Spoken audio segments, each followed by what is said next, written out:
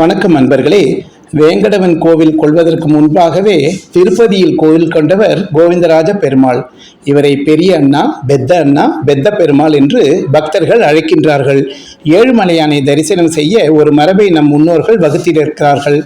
இன்று பேருந்துகள் நேரடியாக மேல் திருப்பதிக்கு செல்கின்ற என்பதற்காக நாம் நேரடியாக அங்கு கோவில் கொண்டிருக்கும் வேங்கடவனை உடனடியாக தரிசனம் செய்வது உகந்ததல்ல.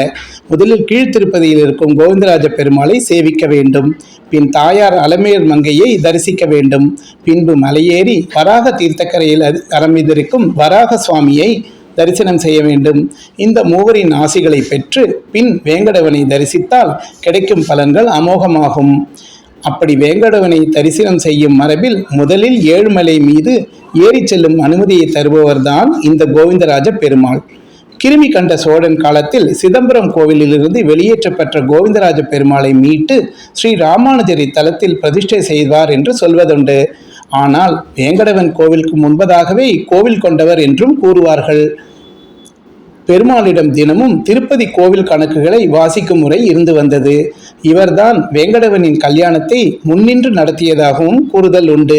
சயன கோலத்தில் காட்சி தரும் கோவிந்தராஜ பெருமாள், நரசிம்மமூர்த்தி, கோதண்டராமர், ஸ்ரீ ரங்கநாத சுவாமி, சக்கரத்தாழ்வார், ஆண்டாள், மணவாள மாமுனிகள் என்று பல சந்நிதிகளுடன் இக்கோவில் உள்ளது. இந்த கோவில் வளாகம் பிரம்மாண்டமானமாகும். ஏழுமலையானுக்கு நடைபெறும் உற்சவங்கள் போலவே கோவிந்தராஜ பெருமானுக்கும் நடைபெறும். தாயார் சன்னதியிலிருந்து ரயில் நிலையத்திலிருந்து நடந்து செல்லும் தூரத்தில் உள்ள திருப்பதி ஸ்ரீ கோவிந்தராஜ பெருமாள் கோவில் உள்ளது. கோவிலுக்கு இருக்கும் இந்த கடவுள் சிதம்பரம் திவ்ய தேச பெருமாளின் பிரதியாகும். தாயார் கோதை நாச்சியார். கோவிந்தராஜ பெருமாள் கோவிலில் வருடத்திற்கு 10 நாட்களும் பிரம்மோற்சவம் நடத்தப்படுகிறது.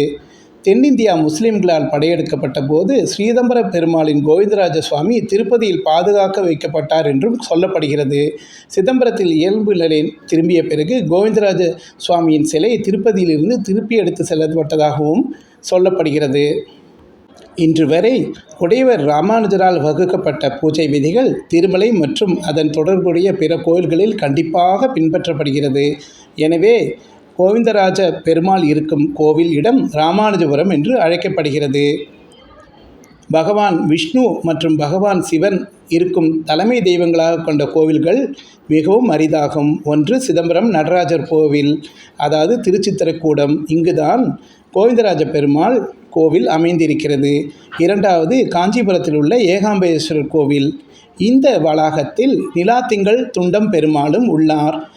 இந்த கோவில்கள் விஷ்ணுவுடன் பகவான் சிவானியும் தலைமை தெய்வங்களாக கொண்ட இரிய திவ்யதேச வைணவ கோவில்கள் ஆகும். திருப்பதியில் உள்ள கோவிந்தராஜ சுவாமி கோவில் தெற்கு இந்தியாவின் பாராட்டத்தக்க கட்டிடக்கலைக்கு ஒரு சான்றாகும்.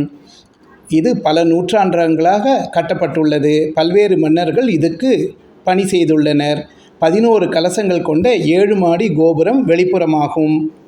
கோவில் ஆந்திராவின் சித்தூர் மாவட்டத்தில் மிகப்பெரிய கோவில்களில் ஒன்றாகும்.